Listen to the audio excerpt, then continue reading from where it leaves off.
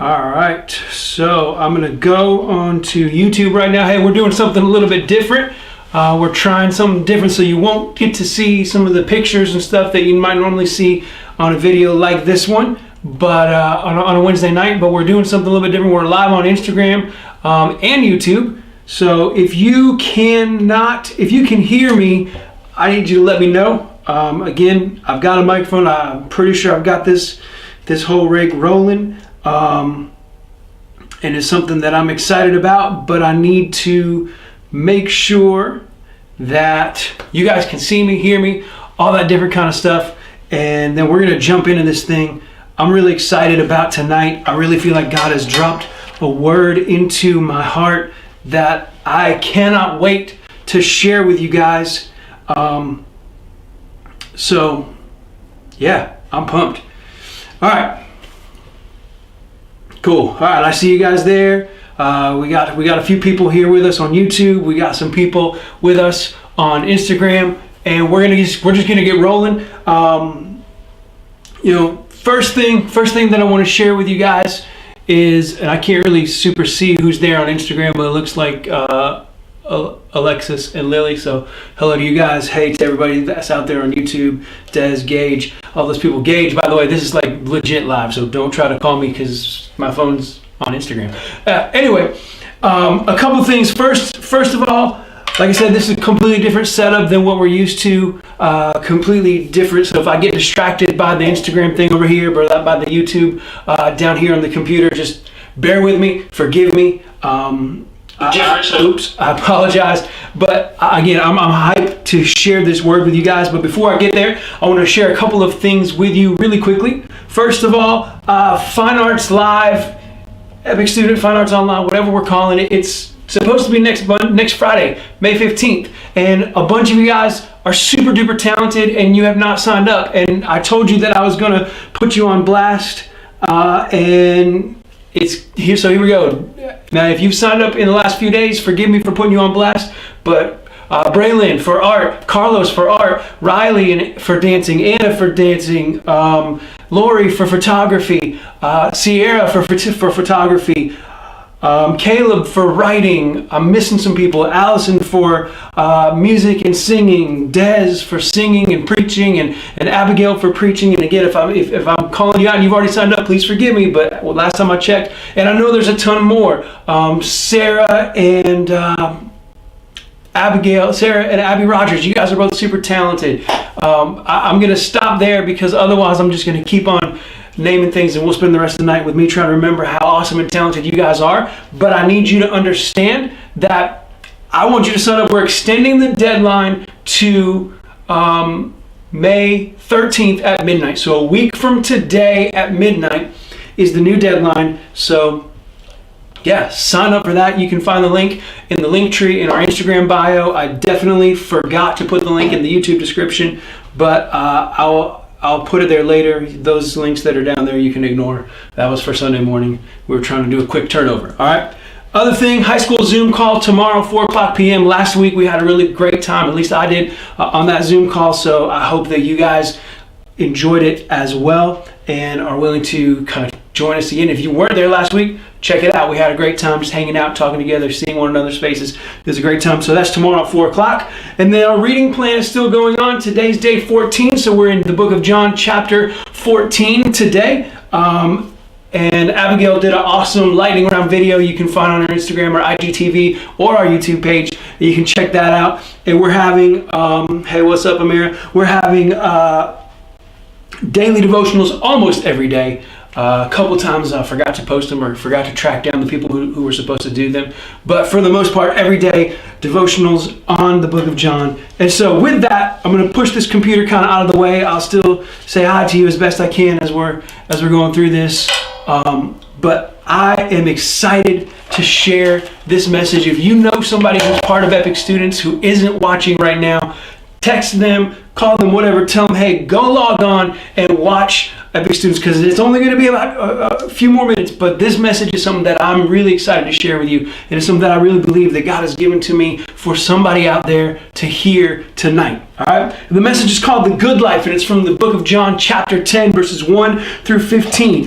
So we're going to break down that passage of scripture tonight. And it's the chapter before Jesus has healed this blind man in John chapter 9. And the Pharisees started some mess about it, of course, because they were upset that Jesus had healed the man on the Sabbath. But now, Jesus is giving his followers an object lesson about sheep. And he says in verse 1, he says, "I tell you the truth, anyone who sneaks over the wall of a sheepfold rather than going through the gate must surely be a thief or a robber." What's up, Danny? "The gatekeeper opens the gate for him, and the sheep recognize his voice and come to him. He calls his own sheep by name and leads them out. After he has gathered his own flock, he walks ahead of them, and they follow him because they know his voice.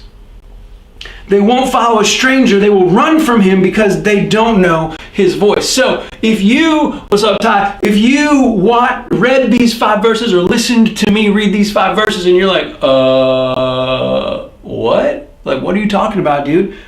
You're not alone, because actually verse 6 tells us that Jesus had to kind of, the people who were watching there were like, what does sheep have to do with Jesus? They're like, "Jesus, what are you talking about?" They're all kind of looking at him with like a dumb look on their faces. And so Jesus is like, "Okay, let's try this again. Here we go. Verse 7, "I tell you the truth. Not I, Ian, but I, Jesus, in this passage, am the gate for the sheep. All who have come before me were thieves and robbers, but the true sheep do not listen to them. Yes, I am the gate. Those who come in through me will be saved. They will come and go freely and will find good pastures. The thief's purpose is to steal, and kill, and destroy. My purpose is to give them a rich and satisfying life." He continues in verse 11, "I am the good shepherd. The good shepherd sacrifices his life for the sheep. A hired hand will run when he sees a wolf coming. He will abandon the sheep because they don't belong to him, and he isn't their shepherd, and so the wolf attacks them and scatters the flock. The hired hand runs away because he's working only for money and doesn't really care about the sheep. But I," again, Jesus, "am the good shepherd. I know my own sheep, and they know me, just as my Father knows me, and I know the Father. So I sacrifice my life for the sheep." So for the rest of our time together tonight, I want to take a deeper look at these verses, and we're going to start in kind of the middle of the passage with verse 10. It's probably the most famous passage from this chapter for sure, and probably one of the 2 or 3 most popular passages from the entire book of John. But it says, "The thief's purpose is to steal and kill and destroy. My purpose is to give them a rich and satisfying life." Some translations, you may, if you're reading along with us, it might say, "I've come to give them life to the full," or "I've come to give them life more abundantly." But no matter what your preferred translation says, it may say something even different than those. But no matter what your preferred translation says, it sure sounds like Jesus is saying that he came to earth so that those who choose to follow him can live the good life, right? And that's kind of true according, or depending rather, on how you define a good life. And we all have a picture of what the good life looks like. And if you want to put it in the comments in YouTube or Instagram, you can tell us what the good life looks like to you. If I say, "Hey, what does the good life mean to you?" We're all going to have, what's up, Shelby? We're all going to have a definition of what that means, right? So we've got these pictures in our minds of what the good life looks like. For some of us, it's fame and fortune, or mansions and parties. We're like, "Man, that would be the good life." For others, it's achieving the pinnacle of our dream career, whatever that might be. Or living on a permanent vacation, like somewhere, like living at the beach, never having to go to work. That kind of sounds like a pretty good life. Or maybe it's having closets and closets and closets full of rare and or expensive sneakers. Or maybe that's just my good life, but that would be a component if I was building kind of my dream life, that'd be on there. Or maybe to you, the good life is to graduating at the top of your class, or getting into your top choice of school once you graduate, or leading your team to a championship, or earning the #1 chair in your band, or maybe it's just being free from the way that you feel right now, or the pressure of living up to other people's standards. We've all got this definition or this idea of what the good life looks like to each of us. But here's the thing: whatever your version of the good life is, I can almost certainly guarantee you that it is not this. Right? It is not being locked in our houses, school canceled, missing our friends, can't go out and do anything fun, can't come hang out at church on Wednesday nights. I forgot to say it yet this week, but I miss you guys. I can't wait till we're all back together. But this is not the good life, right? This is not what any of us would put on our list of things of what would be required in order to have a good life. It's not our definition. But our definition of a good life is not what Jesus was promising. He was promising something so much better.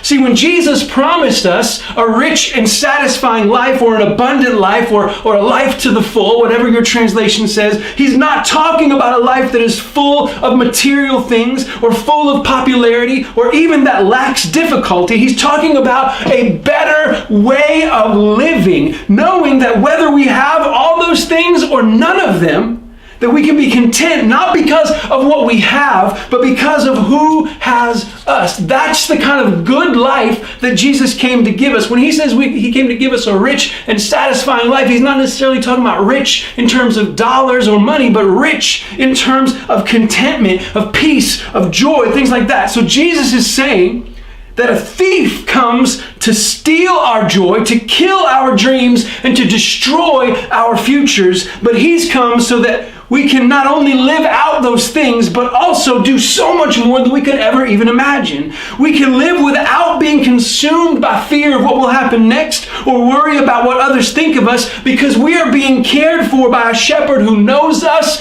loves us, and has our best interests in mind at all times. He came so we could have a better kind of life than we could ever even imagine having without him. So, with that kind of understanding, that when Jesus says he came to give us a rich and satisfying life, when you understand that, right, keep that in mind, and we'll go back to those first 5 verses that were kind of confusing from the jump.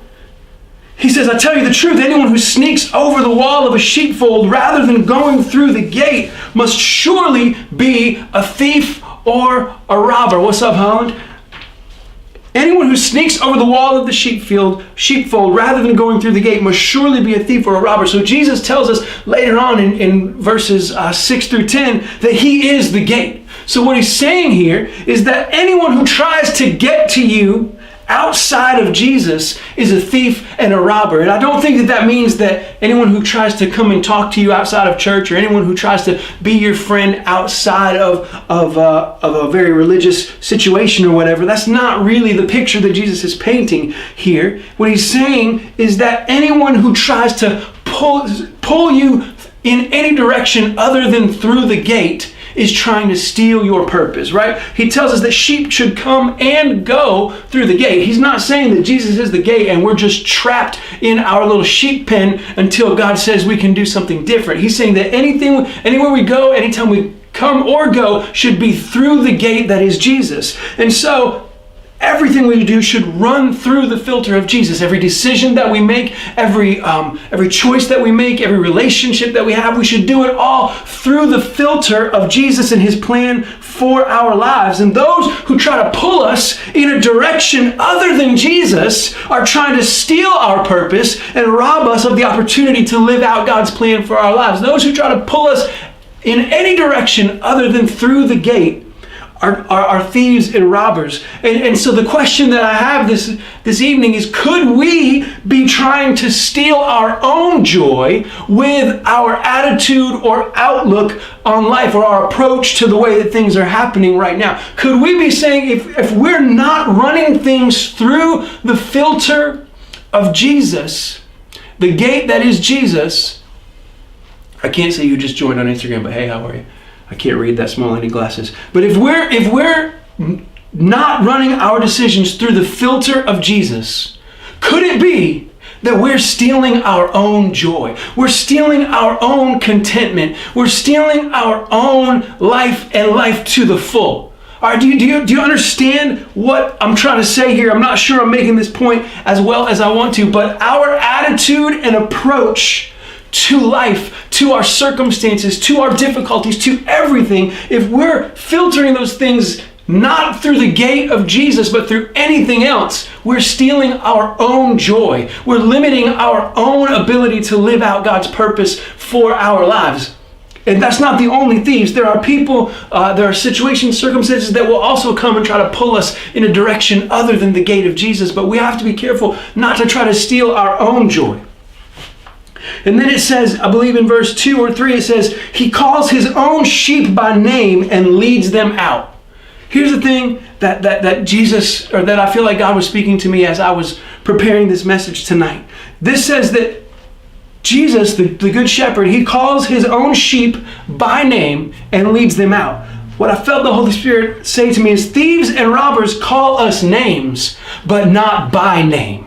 They call us names, but not by name. See, you might get called loser or failure or disappointment or ugly or fat or skinny or tall or dumb or whatever else to tear you down, but that is not your name. You might get called by your condition or what's happened to you. You might get called depressed or abused or unwanted or lonely or hopeless or helpless, but that is not your name. You might get called by the negative circumstances that you're currently experiencing, like quarantine or missing senior year or getting broken up with or failing a class or losing a friend, but that is not your name. You might even be called by positive or flattering things like popular, successful, intelligent, accomplished, but it's so important to remember that even that is not your name. Jesus knows you by name and he calls you by name and he leads you out into the purpose that you were created for. See, that's what I'm trying to say. Anything else will call you names, but it won't call you by name. Jesus knows who you are. He knows what your purpose in life is, and he will call you by name and lead you out into that purpose every single time. Then in verse 5 it says, they won't follow a stranger. They will run from him because they don't know his voice. Too often we allow ourselves to be persuaded by these strangers, calling us by a name that is different than ours when we should be running from them. Could it be, here's a thought I wrote down tonight, could it be that we are not familiar enough with Jesus' voice, so we follow the thieves and robbers who have come to steal our joy? See, if we're truly God's sheep, we won't follow any other voices. We won't listen to those thieves and robbers who call us names but not by name. We won't allow ourselves to be pulled in a direction other than the gate that is Jesus. So we have to make sure that we're familiar enough with God's voice, with Jesus' voice, so that when he calls us, when he leads us out into the purpose that he has planned for each of us, that we'll know it's him and we'll follow him and he'll take us to the places we were created to go. Then in verse 11, Jesus continues. So now that was kind of the before John 10:10, and now we're looking at the after. It says, I am the good shepherd. The good shepherd sacrifices his life for the sheep. A hired hand will run when he sees a wolf coming. He'll abandon the sheep. And so the wolf attacks them and scatters the flock. The hired hand runs because he's only working for the money and doesn't really care about the sheep. I am the good shepherd. I know my own sheep and they know me, just as my Father knows me and I know the Father. So I sacrifice my life for the sheep. A couple phrases or sentences from this passage that I want to share with you before we close. Jesus says, I am the good shepherd. The good shepherd sacrifices his life for the sheep. See, Jesus came so that we could be free from all the thieves and all the robbers and all the wolves and live a life not without difficulty or challenges, but without ever having to wonder who is in control. If we're willing to follow the voice of Jesus, the Good Shepherd, we'll never have to wonder who's in control. And we talked a few weeks ago about understanding, hey, okay, I get it that God's in control, but is he doing a good job of being in control? And that's ultimately where I've landed on this, is that that's not for us to decide, right? My job is to follow my shepherd and trust that he's going to take me ultimately to the place where he is leading, where he has called and created me to go. This may seem like a detour. It may seem like a diversion. It may seem like we're gone off the beaten path, but I'm willing to trust and follow the voice of my shepherd even in this difficulty, because I know that he will lead me to a place. He'll work all things together for my good, and he'll take me somewhere better than I could ever get to on my own.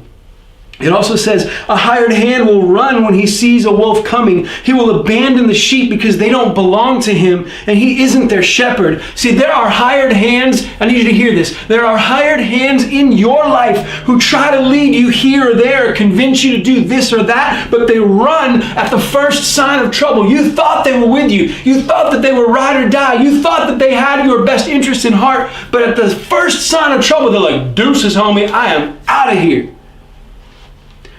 Jesus is the opposite of that, man. Some of you guys listening, you've been burned so many times that it's hard to trust Jesus. It's hard to believe that he really does want the best for you. It's hard to believe that there are people out there like myself and the leaders of Epic Students who love you unconditionally and want to be there for you in any way that we can.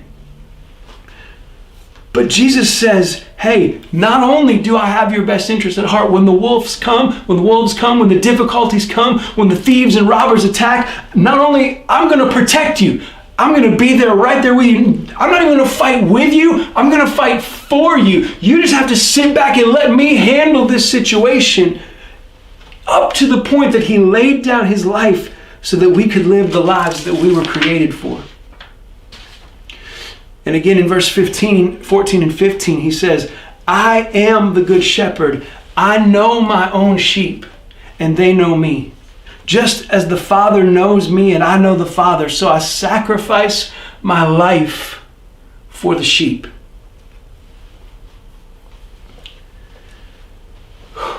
Here's the thing, guys. I don't know where you're at, those of you who are listening, right? I don't know what you're potentially going through. I don't know how your mindset is in this current season of quarantine. I don't know. Maybe your spot where you're at, your mental or emotional or spiritual health has nothing to do with coronavirus or quarantine. It's something you've been struggling with for a whole lot longer than that. I don't know. But what I do know is that Jesus knows. Because he's the good shepherd. He'll call you by name. He won't call you names. He won't name off the things that you're dealing with or struggling with or the difficulties that you're having, but he will call you by name. He'll say, hey, Gage, I've got something better for you than you could ever imagine on your own. Hey, Amira, I've got something different than you could ever hope to experience on your own. Hey, Sierra, I've got the solution to whatever problem you might have. Hey, Alexis, in the middle of all of your frustration, I'm the answer. Hey, Tiana, when you're mad at your husband because he didn't do that thing that he asked you, I can give you peace. Hey, whoever you are, whatever your name is, God knows you. He sees you. He loves you. He calls you by your name, and he says, whatever you need, I'm here for you. Whatever you're going through, I'm with you. I'll protect you. I'll stand next to you. I'll fight for you. You don't have to worry about another thing for the rest of your life, as long as you're willing to listen to my voice and follow where I lead you. Your life will be better, it will be richer, it will be more satisfying, it will be more abundant than you could ever hope, dream, or imagine. All you've got to do is hear my voice and follow me.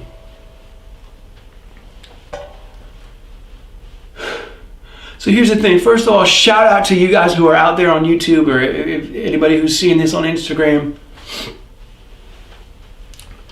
Especially the YouTube people right now, though, because y'all are here with me, and you guys are loyal. You're with us every week, man. You know what? But that doesn't mean that you don't need something tonight. All right? It doesn't mean that you're not going through difficulty. It doesn't mean that you don't need the shepherd to lead you in a direction different than the one you may have wandered. And so tonight, this is the first time we've done anything like this since we've gone fully online. But I just feel like this is the question that I'm supposed to ask y'all tonight, and it's this. Hey, you can't raise your hand, and I'm not going to ask you to raise your hand on YouTube. You can if you want to. You can wave on Instagram if you want, whatever you want. But the thing is, whose voice are you listening to? Whose voice are you following? Are you following the voice of Jesus? Or are you following someone else who's trying to steal your joy and lead you in a direction other than the gate? That's the first question. Just think about that. Whose voice are you listening to? Whose voice are you following? The second one is this. Have you made the decision to make Jesus your shepherd? Have you made the decision to follow him? It says, I am the good shepherd. I know my own sheep and they know me, just as my Father knows me and I know the Father. So I sacrifice my life for the sheep. See, Jesus has sacrificed his life for you, but the question is not what has he done? It is, have you decided to follow him? Do you know him as your shepherd? And if you don't, I just want to share this quick prayer with you and help you understand just how simple it is. All right, so if you are somebody who has not yet decided to follow Jesus, or maybe you made that decision weeks ago or months ago or years ago, but you feel like you've started listening to other voices and kind of wandered off, just kind of quickly pray after me. Hey God, hey Jesus, thank you for laying down your life for me. I want to become your sheep. I want you to be my shepherd. I want to follow you wherever you would lead me, because I know that life with you will be richer, more satisfying, and more abundant than anything I could ever accomplish on my own. In your name I pray. Amen. Hey, listen, if that won't solve all your problems, please don't hear me say that. All of your depression or anxiety or worry or fears or doubts or failures, it won't just instantly disappear like that. It's not some kind of Mr. Clean magic eraser. What it does, it'll change your perspective, it'll change your outlook, and more importantly than any of that, it will change your direction, because you'll be listening to a new voice, a voice that wants to lead you in a new direction, a direction that takes you towards the purpose and the plan that you were called and created for. Listen, this was a short week this week. I love you guys, man. If you're in high school, I can't wait to hang out with you tomorrow at 4 o'clock. If you're in middle school, we're not going to do the Zoom calls for middle school anymore, but we are working on some new and cool ideas for you guys as well.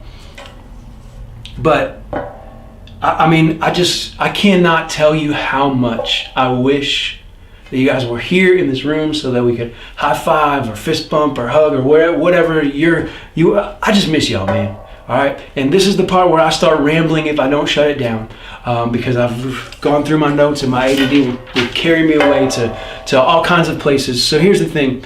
Thank you guys for being part of this tonight. Thank you for listening. If you are in a spot where you need some help, right, and you maybe you felt like you've wandered away or whatever, I want to help you. I can't be the good shepherd for you, but I can be an under shepherd. It's a biblical concept of a pastor who works under the direction of the good shepherd and helps lead and guide God's sheep. And that's kind of what I've been called to be for you guys. So if you need anything, man, if you need anything at all, please make sure you let me know. It'll stay between you and I and Jesus. And I love you guys. All right, I'm done rambling for now. High schoolers, 4 o'clock tomorrow, Zoom call. Everybody who's talented in arts, music, drawing, painting, singing, dancing, all that stuff, sign up. The link is in our Instagram link tree. If you can't find it there, text me or send me a message. I will get it to you. We want you to be part of Fine Arts Online next Friday. The deadline for that is next Wednesday at midnight. And stay tuned for more stuff soon. I love you guys. Have a great night, and I can't wait to see you soon.